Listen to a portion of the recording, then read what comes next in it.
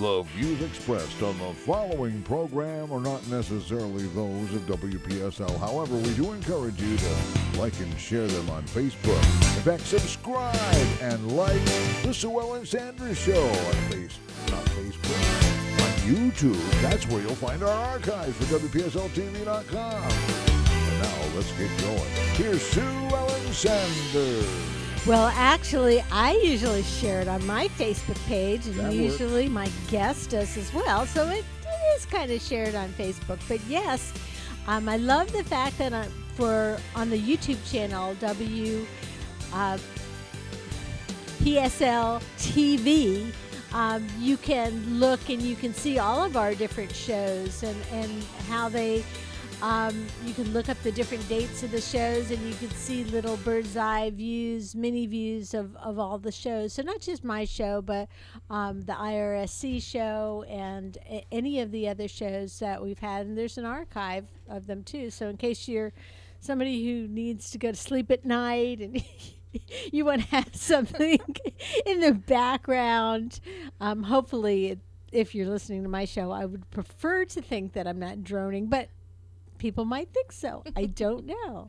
So anyhow, it's nearly back to school time. It's been nearly back to school time for quite a while now.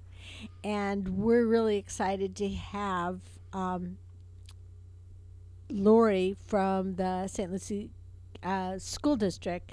And Laurie Worthington is part of the curriculum department. Yeah, so the Office of Teaching and Learning, outreach and recruitment specialist, and focus on technology integration. Does that all go on your card? I'm not sure. If you get the font really small, yes, but it's really just I'm here to help. So in whatever capacity that takes place.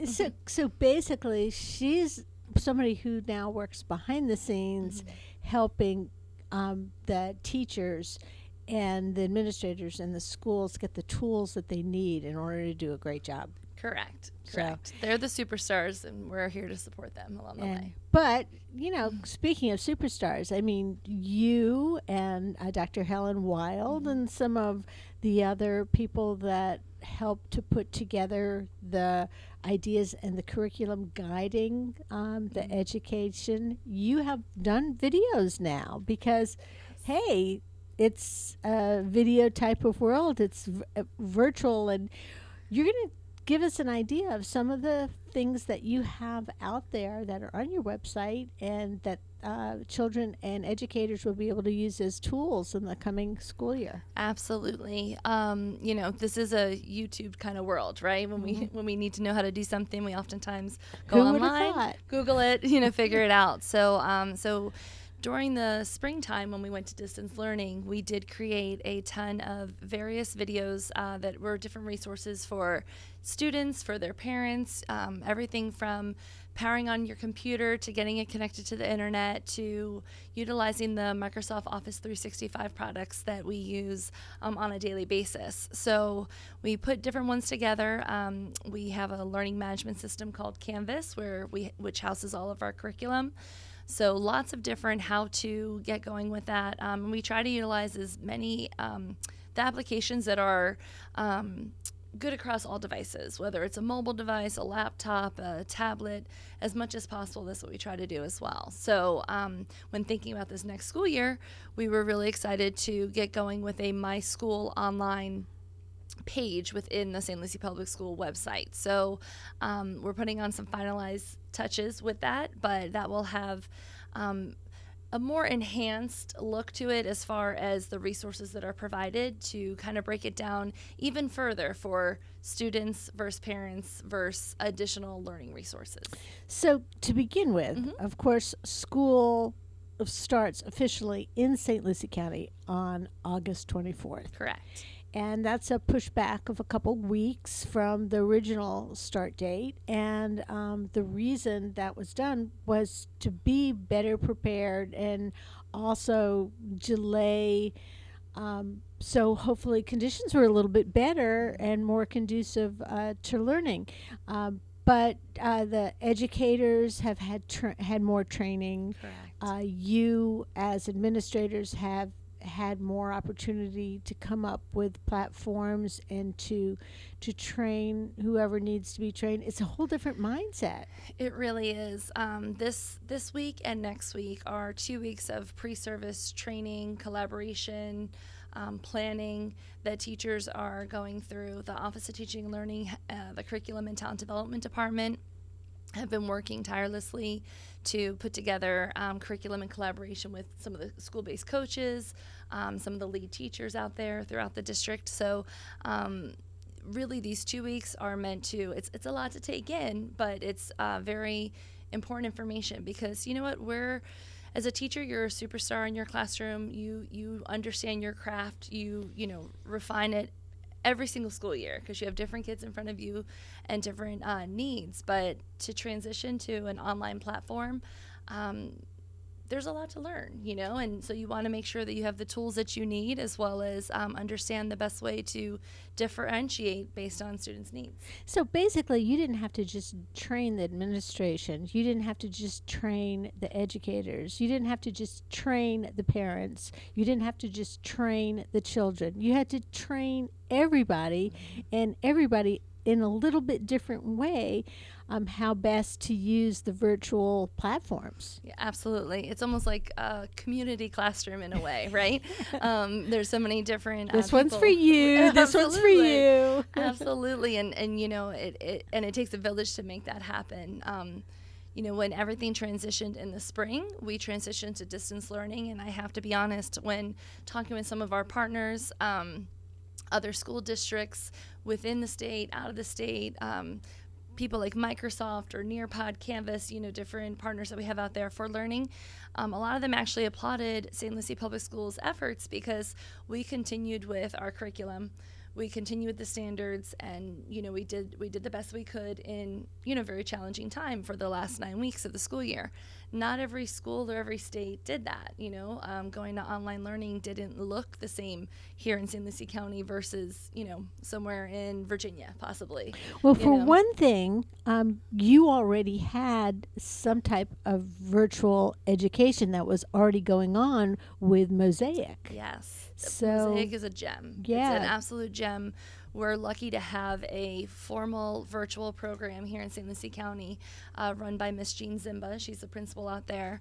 And her full-time teachers, as well as adjunct teachers, they offer Florida virtual curriculum through their platform. But what's even better is that they're local teachers. So students also had the opportunity to interact in person with them as well. So it was great to provide guidance and support and help steer the way on what we need to do in order to pivot so quickly. It was spring break time, so everybody thought they were leaving on March 13th for a week, and then they thought maybe it was going to be 2 weeks, and it ended up to be quite a longer period of time. Absolutely. Yeah, so. As some people have said, the longest spring break ever, right? Although probably the most uneventful in a fun way, right? Yeah, it was definitely not. It was one for the books. Yeah, it definitely was. Yeah. So let's backtrack just a little bit, because when kids go back to school on August 24th, their families will have made one of 3 different choices. Correct. And one of them is, as we mentioned, the purely virtual Mosaic curriculum that was already developed, that you already had a whole setup for. Correct. So about 2% of our total student population has chosen that option to join that already in existence program. And that's the one, like some people have been saying to me, oh, well, if you go virtual, you have to make a 1-year commitment. No, only if you're doing the Mosaic. And Correct. You only, as you said, that you have 2% of the families that are doing the Mosaic curriculum. And the reason for that, I know, is because that curriculum doesn't run side by side along with a curriculum of what the teachers are teaching in a brick and mortar situation. Correct. So if somebody wanted to do Mosaic for just 9 weeks and then transfer on in, it wouldn't mesh well, right? Just because exactly that, the standards and the layout of those standards and how they're addressed throughout that semester's time frame is what has its own unique pathway. So therefore, in order to meet the needs of the community, we then have two other options. So option one is the traditional in-school option, so students can choose to return to the classroom. And then the second one is, it's called My School Online. And so it's a district-focused, district-run virtual option. And in order to be a part of that, the students are a part of a specific school student body. Correct. So you keep your seat at your school. You keep your learning goes along with the district's scope and sequence that's put out there. So whether you're learning about reading or learning about your math class, whether that's online in My School Online or in the classroom, it should be following the same scope and sequence. And so therefore, after the first 9 weeks, when students hopefully want to return back to the classroom, the transition should be much easier for them. Right. So they'll just seamlessly fit right in, and they'll still be at the same school, except for they'll have a physical seat at a desk. Correct. Instead of, so of course the last, and about what's the percentage of people that you have that have committed to that? Approximately 45%. So that's a pretty big number. It's pretty significant. Yes, absolutely. And I think, as a parent myself, you're just trying to make the best decision based on what's out there and what's best for your own individual child, So me, myself, my one child has asthma. So to me, it behooves us, I think, at this point in time for them to do the online learning and then transition back. Listen, there's no better place to be than in the four walls of a classroom, learning with your peers and, getting that direct connection with your teacher face to face. But I have to say, the work and the efforts that have been put into place to try and make the My School Online option just as great as being in a brick and mortar classroom have been tremendous. And I think it will be really great things come this fall for all kids. So the My School Online, they will log on at the beginning of the day. Correct. When they would ordinarily be in school, and their virtual learning will take them through the different class periods that they would ordinarily be in school for. Absolutely. So really the purpose to the My School Online is to mirror as much as possible the learning, the day, a regular day that a student would have, whether it's in an elementary school, middle, or high school environment. It's just that it's in an online platform. And so schools have made transitions. Slow down just a little bit, because this is really good stuff. Yeah, sure. So schools essentially have determined, okay, who's teaching these virtual classes per grade level, for example, in like an elementary environment, right? They might have chosen, okay, this teacher is going to be the online teacher for third grade, and that's afforded some smaller class sizes in the traditional environment, in the brick and mortar classrooms. So it's a really great, balance as much as possible. And then what essentially will happen is they'll log on, just like you have your daily bell schedule when you're in school. You'll have your daily schedule. There'll be timers, that are utilized for, okay, class is starting, class is ending. You're to check in during those times. They're taking attendance, just like when you walk into the door of your regular brick and mortar classroom. You're either marked absent or you're marked present, right? If you walk through the door, you're marked present. Have you ever used the expression brick and mortar more often than you have in the last couple of weeks? Honestly, I actually used to work at Mosaic Virtual School a couple years back, and it's funny because that was the only other time I really ever said brick and mortar so much, but I think we might have hit a new record here. Yes. Yeah, absolutely. So and you have a series of recommendations and tools for those children who choose that option. Yes. And frequently I'm thinking that if one child in the family chooses that option, the whole family would. You know what? Do you see a pattern with that? I have to be honest. I personally haven't seen it drilled. I haven't looked that finite at those details, just because families could be across multiple schools. And really, I think it also depends on the age of the learner, the home accommodations, what you're able to do, the coursework that they're taking, the flexibility in your own schedule as a parent, if you're able to be there to support your child or if you have to go into the workplace. So I think it's varying needs and also based on the family support beyond, your core family. If you have grandparents or an aunt or something of that nature that's able to support the learning, maybe they're able to support it for a younger child, but maybe don't feel as comfortable supporting it, at a higher level, like a 10th grade, algebra class or something of that nature. So it really is very, I think, unique. And I think I do, applaud everyone who has put together the thoughts of these different options because really it's afforded different opportunities because everyone's needs are so very unique and individual. They are. And actually, it may come to pass that a year from now you will have discovered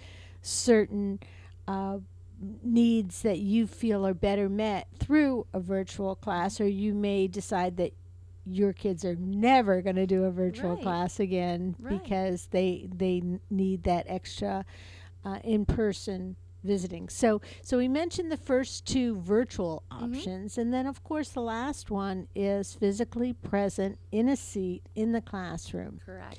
And I know families are, you have taken them through with videos to give them an idea of what it's going to look like. Absolutely. Can you describe a little bit of that for me? Sure. So the communications department did a great job working with some local teachers and students to demonstrate, well, what might it look like being on a bus now versus when you were on a bus back in January? Yeah.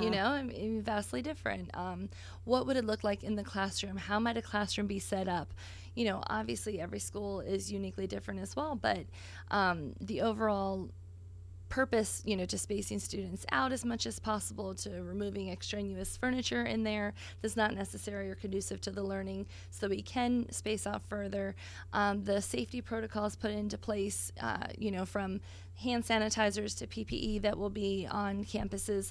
All of those things have, they've made video clips that families can get on the main page of St. Lucie Public Schools website and review them so that it kind of gives them a better idea of what to talk to their child about in preparation for school year. Because at the beginning of the school year, you always have a conversation, with your child. Hey, what are you looking forward to? What are you nervous about? What are you excited about? So these are things that they can add into the conversation so that children know, exactly what their day will look like. And, the thing about looking at the video clips, too, is they see the actual physical setup of what things are going to be, and then it's not so scary. Yes. Oftentimes the unknown is what's scary, And when I say scary, I'm not just talking about for the second and third grader. I'm talking about, the 10th grader, the 11th grader, children of all ages. They, as adults, we've been thrown into this great unknown, and we're feeling shaky. So can you imagine how kids are feeling? And I love that you brought that up, Sue Ellen, because that's actually a huge focus for the school district and the teachers as we transition back into traditional learning or online learning. SEL, social emotional learning, is a core component of what we're focusing in on to make sure that we understand some of the trauma that students have gone through. These children have gone through over the course of the spring and the summer, not being in their safe space of their school environment. So we want to make sure that we address those needs. And also it's a great safe space for teachers to be able to communicate how they're feeling too. So it really helps to build class culture within your classroom, builds those relationships with kids, and it will officially be a large focus on getting the school year started, to making sure that we're trying to meet everyone's mental and emotional and heart needs. I know as a community that we're frustrated with the fact that we feel like we thought that by the time school started that everything would be fine back in April, and that it's still not, and that it seems to be becoming a political issue for everything from whether to wear a mask or not, to whether COVID-19 is really seriously worse than the flu. And I feel like from my perspective, which is kind of funny because in March when we started to work from home and when all of this everything went down, Right. The numbers are in some cases, in many cases, are up from that, and you know the needs are greater, but also our tools to handle those needs are greater. Correct. We have things in place like a face mask rule in St. Lucie County. Correct. And so those kids that are going back into the schools will be wearing face masks. So let's talk about that for a little bit, Sure. because I know one of the jokes is, and they're not joking funny, haha, they're joking like in your face, Sure. haha, is that the kids are going to be exchanging masks and not wearing them properly. But one of the things that families can do ahead of time is don't wait until the day before school or the first day of school to have your child put a mask on their face. Absolutely. Talk to them, about the importance of it.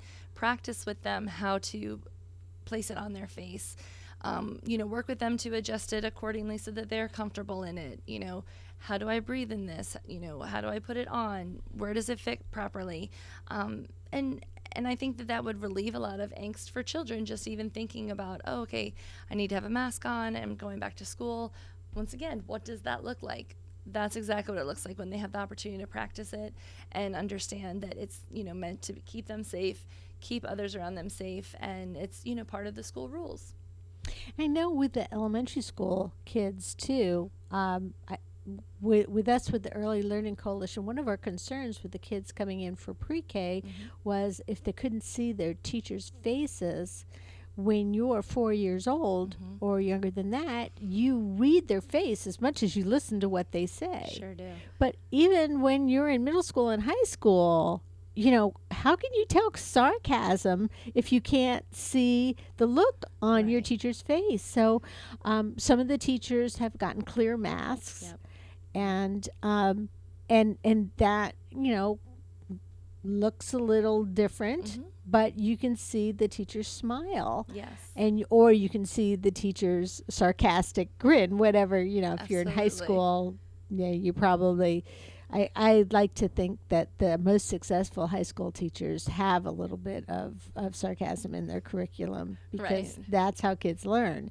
But also for the kids themselves, if they don't have clear masks themselves, maybe even the families could talk to them about, how you watch. You could look in the mirror and look at people's eyes, or you see their cheeks, or Absolutely. Expression, obviously, we're used to seeing smiles or frowns or, different motions made on people's faces based on their reactions. But it is true. Eyes are expressive. You could see if someone's surprised or if someone's sad or confused or frustrated or very, very happy. It does show through. So kind of teaching kids, and that's really just great social skills to have anyways, right?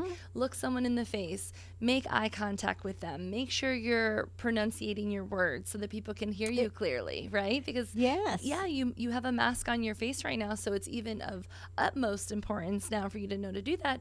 But that's a life skill. That's a really important one anyway. So and we're going to have all these kids who are clearly enunciating after this year. How remarkable is that? That will be absolutely great. Okay, so that's on the pro side. Absolutely. And I have to say, we even had new teacher orientation last week, and we were at one of the high schools, and one of the school therapists were there, and teachers are problem solvers. I mean, they just innately are such problem solvers, and I think that's speaks so much to their resiliency. But she said, I was thinking about, I had some evaluations to do, and how are they going to see my mouth? And I want to make sure that they can. And that's exactly what she did. She researched. She found some great clear masks. She found out how to make sure they don't fog so that they can see through them. And she actually, I saw her then at the end of the day, and she said, you know what? It worked out great. They heard me. I heard them. They could see, what I was asking, and she felt relieved. And you could see that, just having the opportunity to practice and go through some of these things does relieve some of the wondering with the unknown.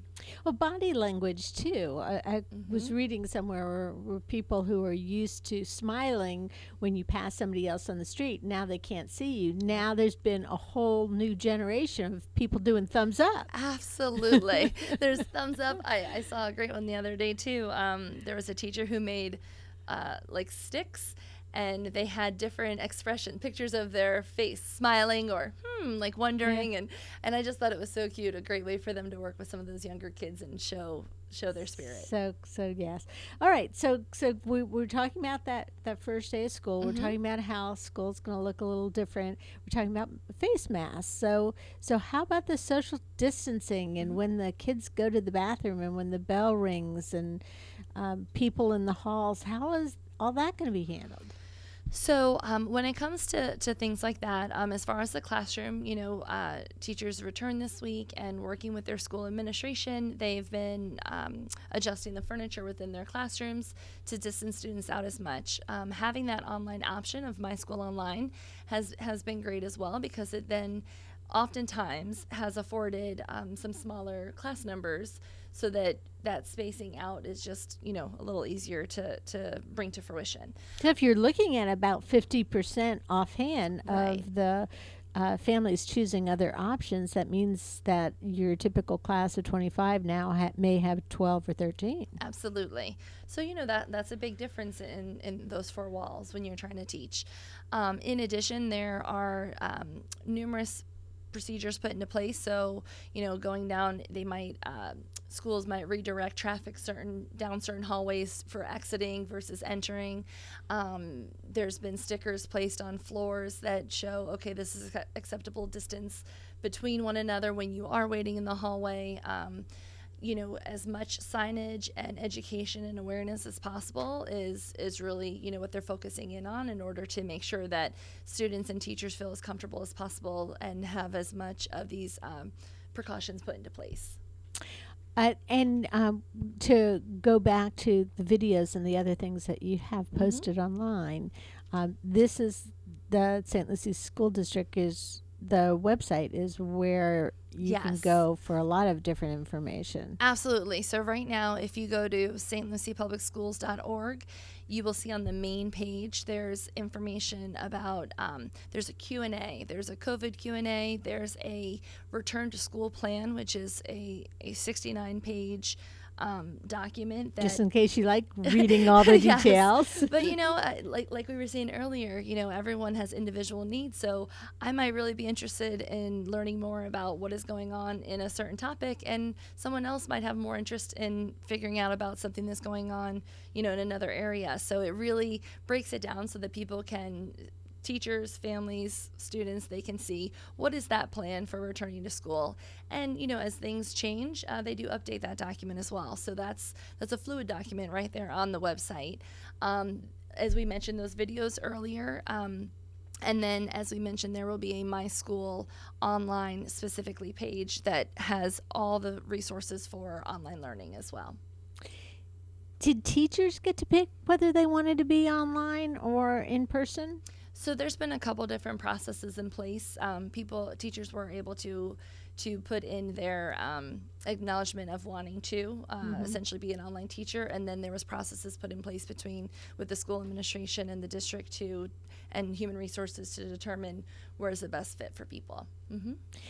And going back to the whole online idea too, you were talking about that teachers and educators at all levels are superior at their craft, but they may not all, especially if they haven't grown up with the computers, be especially adept at being online. Do you find that there's some teachers who are wanting to be back in the classroom? I think every teacher wants to be back in the classroom because they want to see their kids. Yeah. That's been the resounding tone I've heard from every single, teacher that I've spoken with. They're nervous thinking about it, Sure. but the actual getting there once they see. And that's what I was watching the news this week with Martin County opening on Tuesday, and there was a teacher who was talking about it. I saw my kids and I knew I was going to be okay. Exactly. Teachers seeing their kids is just as calming to the teacher as students seeing their teacher. It's a great relationship that is formed, and it's you're so excited to see one another and start out the school year, And so I think that I've heard from a lot of teachers this week who were like, I'm so happy to be back at school, see my fellow coworkers, be a part of my school. That's your home, Get out of our pajamas. Yeah. Okay, maybe we didn't love having to put on, work pants. But No, I'm really quite the opposite. We've been working from home for a while now, and I feel like that some days that I just have to get dressed. Other than just, even if I'm having virtual meetings, I want to get dressed. I want to feel like I'm, going somewhere and doing something and seeing other people. You like your routine. Yes. You know what I mean? And gives you purpose, safe, purposeful way. Absolutely. That's awesome that the teachers are getting back into it and they're getting excited about it too.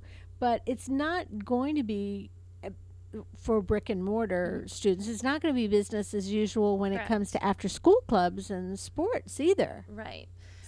So, I mean, that's something that honestly, gets updated, on a daily basis. And so oftentimes it comes from, powers above, looking at from a state perspective, looking at from a region perspective, and then gets communicated down to the school district. So, schools are doing their best right now to receive that information and then be able to share that out and communicate that with parents. And I have to say, honestly, I think that's probably the number one most important thing that I can press for this next school year coming up.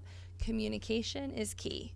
We have to make sure as parents, I'm a parent myself, that, we're doing our due diligence to check the school's website, the school district itself, your own school, whatever form of communication, whether it's most likely, through Microsoft Teams and the Canvas platform.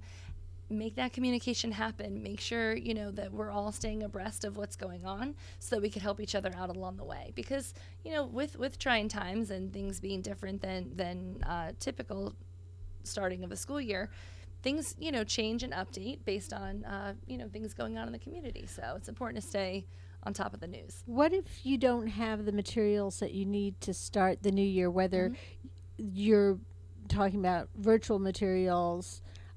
What if you still have the computers from last spring?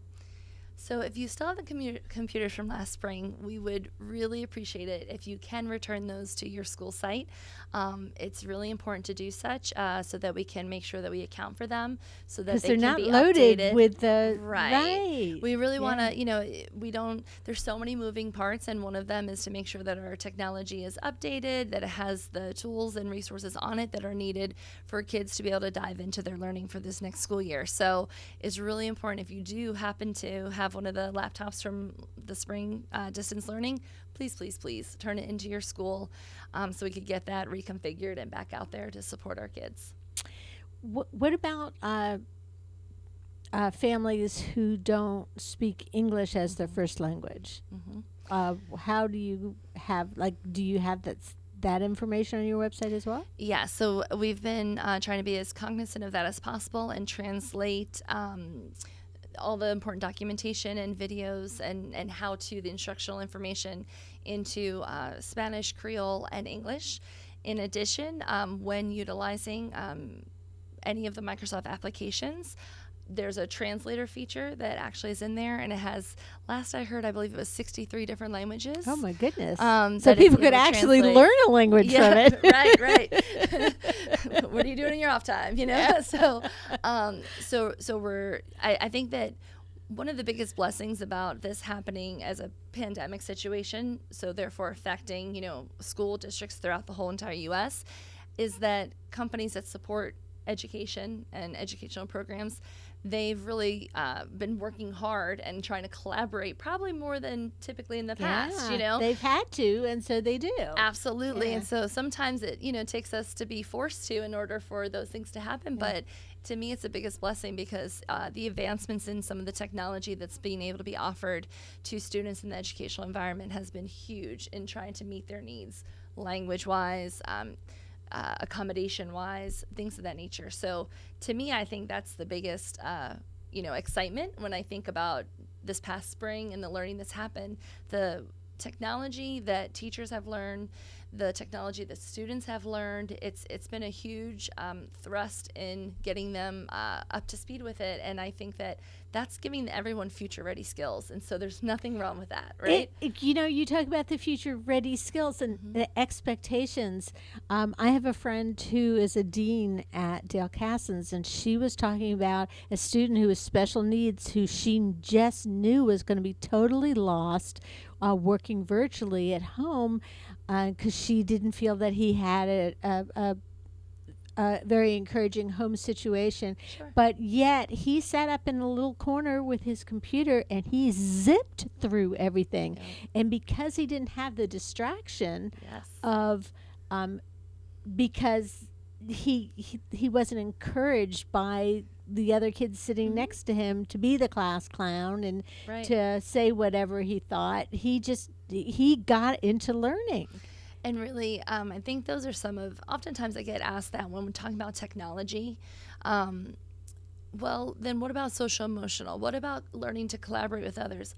All of that is so embedded in the technological tools that we use with the Microsoft applications and Canvas learning management system that it actually gives some students a bigger voice than they've had in the past, which is a really great thing. Which is absolutely true, because you think about group projects and there's always that one that takes the lead no matter what, and there's always that one, even if you've worked into your group schedule as a teacher for everybody to contribute, there's always the one that is afraid to contribute. But virtually it's a level playing field. Right. They're in their own safe space. Yeah. And then they're in an online learning environment that encourages, sharing, collaborating. It's a lot easier to raise your hand virtually than it is to do it in class. Right. If you raise your hand virtually, you click the button and it shows it. Whereas in class, I have to raise my hand. Others are going to see. How high am I going to raise it? Yep, yes. Absolutely. That's a really good point. Yeah. And so I think, and even it's afforded opportunities. Oftentimes, kids feel comfortable maybe speaking to one another, right? But when it comes down to then, okay, let's write it out. Let's talk about it. Summarize your thoughts. Well, sometimes that's where they can fall short if they're not a strong writer, and then their confidence kind of breaks down. Well, there's so many different ways, from online discussion posts that can be written to verbal ones. They could record themselves, and then it's posted for their teacher to see, and then their teacher could choose to respond back, with a video as well, and so sometimes that also just brings more of an authentic feel to that online platform. I think one of the biggest things that we've got to consider at this point is, and people say, well, my kid is going to be behind and this is going to be, that this is a temporary situation. Maybe the temporary extended a little longer than we thought it was, but it's still a temporary situation. And it's not like your kid is the only 7th grader who has been in this situation. It's going to be equal. Absolutely. And that's the thing. You're not alone in this, right? We've all been going through distance learning during the spring semester, and now we're ready to go back, full charge for the fall semester. And so some of the things that have been put into place for the fall is recognizing that students haven't been in their same learning environment, trying to figure out where are they right now? What standards might they need some additional support on? What skills are they, missing in this content area? And then how, as a teacher and as a school district, how can we support those needs? So it's true. We will be looking at that. We will also have our unit assessments, which our students are used to, based on every unit that they take in the different content areas. And that's a great indicator on, remediation that might be needed or additional push. They might be ready to keep going. So we're ready to elevate their learning in that way too. So do you have safeguards in place with the virtual learning when the kids are taking a test that they're not Googling the answer? Yes, actually. That just popped up in my mind because I could see my son. Kind of actually, yes. So they will be able to essentially, for the loose term, lock the screen per se, so that it keeps students focused in on the testing environment in which they're taking those unit assessments from. Absolutely. But that is a great place, though, in which we can ask parents for their support in regards to that, and making sure that, when your students are taking tests, that you're reminding them about, being an ethical student, how to approach it properly, and what's the best way to take your tests online. And we do have a video that was just created discussing that further.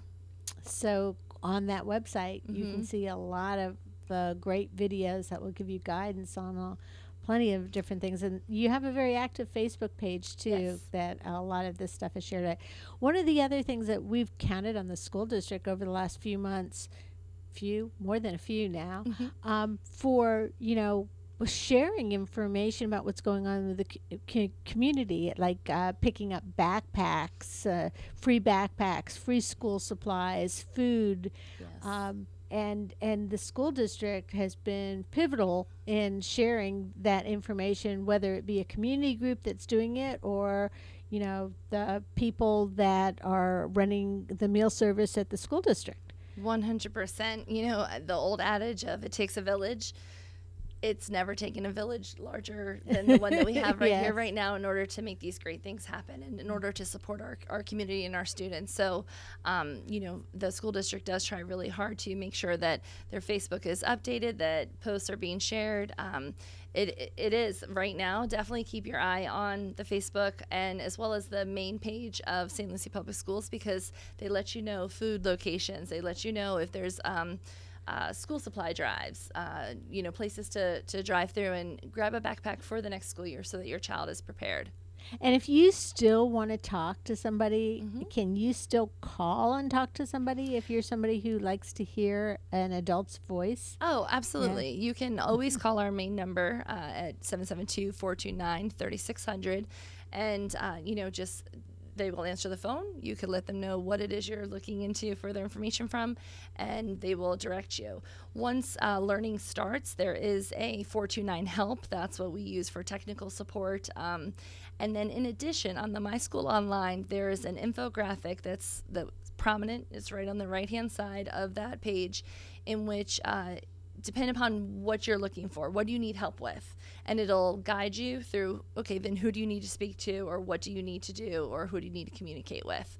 So I think that that's really important to keep the message clear and help out the families that are out there supporting their students. So say you had a student in transition, for example, going to middle school or going to high school or going into kindergarten for the first time, and you forgot to let anybody know which choice you wanted. What do you do now? At this point in time, if you have any questions or you need to make sure that your child is registered and good to go for the next school year, if they currently had a school, so if they were in elementary school, going to middle school, they can reach out to their current school for guidance on making sure that their child is registered for the next level of learning, or they can contact the student assignment office here with St. Lucie Public Schools, and they will help guide them on their choices and what's available. So at this point, say if you were going to Lawnwood and your child was in third grade previous and you forgot to make a choice, you would call Lawnwood directly. Call Lawnwood directly, absolutely. Okay. Call your child's home school. And that's another point too. Make sure you're checking your home school's websites as well, because they share out things from the district. They have their own news. Make sure that your email is up to date. Pretty please. So a lot of communication. That's a really good point too. Yeah, a lot of it funnels out from that. And so if you're not sure what email address is is in the system for you and your family, you can once again contact your child's school and they can work with you to get that updated. So are you looking at a shortage of teachers or substitute teachers coming into the school year? Are you looking for teachers? We're always looking for substitute teachers. The Human Resources Department is working very diligently right now to recruit substitute teachers in case they are needed in any capacity. In addition, what's nice with with having an online option is that we also have the ability, if say a teacher's sick for a day or something of that nature, there is coursework that we're able to activate in order for students to continue with their learning. So we're trying our hardest to make it as seamless as possible, in unprecedented times. Well, I'm glad you brought up the sick for a day thing, because that was really, I haven't asked that question yet, Right. but of course, so what if someone in your child's classroom or in your child's school or one of the teachers is diagnosed positive for COVID-19? What happens then? I have to be honest with you, it really is a case-by-case basis. So the best thing you could do if you are a student or if you are an educator or a family member and you think that there's something, someone may have had it or been exposed to it or not feeling well, communicate with your child's school, please. It's of utmost importance, and then the administrators from there will work with the school district and the COVID response team to make sure that they meet everyone's needs, because every situation really is different. And one thing I did notice that was posted on the school district Facebook is this year, for the first time, they're not going to emphasize attendance. They're not going to give attendance awards. Correct. And that is a change from the past, but what's most important is that when you are there, you're your best self. Totally, you're fully involved and attentive and ready to learn, because we just want to see our kids be successful, and it really goes with the model every child every day. That's what matters to every teacher that's in those classrooms. I really love the fact that the district is gearing on the social emotional requirements and the needs. So those children, no matter their age, that are coming back to school, it's not going to be all math, science, social studies, and English. Right. It's going to be some of how you deal with what's going on in your world and how you make it work for you. Absolutely. Our social emotional learning department, I would say it's probably, I think, about 1.5 years, maybe 2 years now.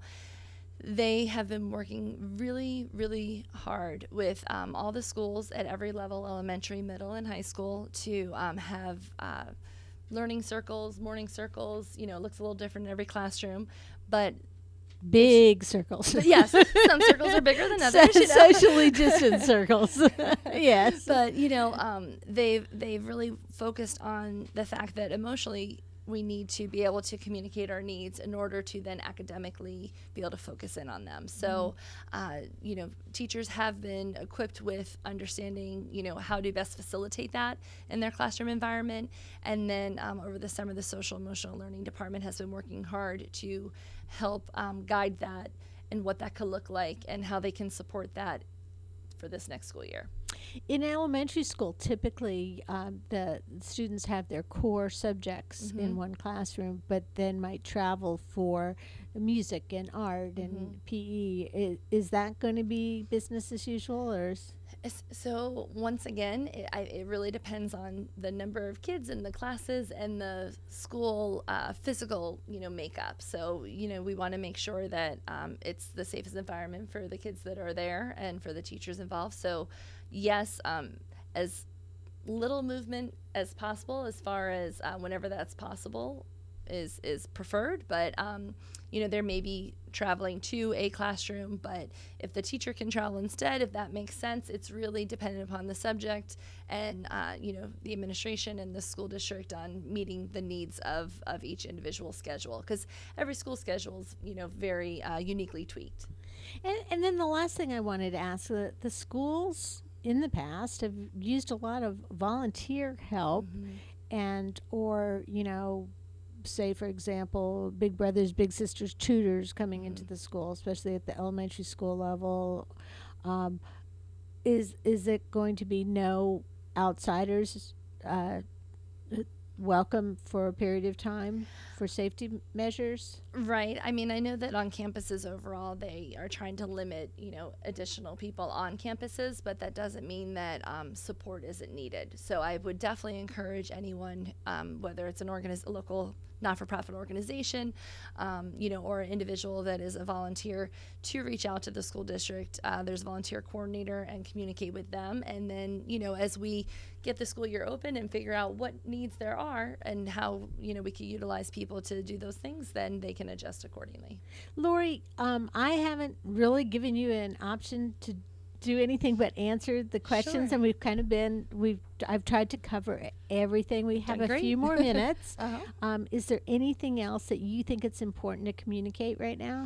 Well, thinking about coming up in the near future, each individual school is communicating out to families over the next week about virtual open houses. So obviously, with the change in our overall functioning for the next school year, we wanted to be able to have open house opportunities. Schools are doing a great job coming up with some really creative ways to communicate out what traditional brick and mortar classrooms and learning will look like during that open house time frame, as well as what My School Online will look like. So definitely keep your eye open for that. Communication, comes through the mail, through your email, and then also on the school district's website. So definitely keep your eyes and ears open for that, so you could participate in those.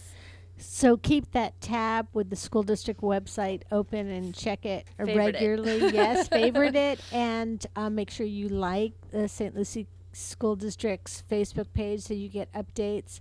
Really big plus, make sure your email is updated. Yes, please. Because you'd be surprised, or even, a phone number or something like that. I can remember back in my teaching days how many times when you tried to reach a parent that number and that email was out of date. Absolutely. And it's just something that happens and you don't really think about, all the people that you have to contact. But in today's pandemic world, that's something that's going to be that contact information is going to be very important. Communication's key, so we want to keep those lines flowing between families and the school. Great. Thank you so much for coming in today. Laurie Laurie Boyer Worthington. Do you use all three names? Just most of the time. Yes. From St. Lucie Schools has been my guest, and we have just covered the gamut of everything. But if you want to reach somebody at St. Lucie Schools, the main number again is 772-429-3600. Okay.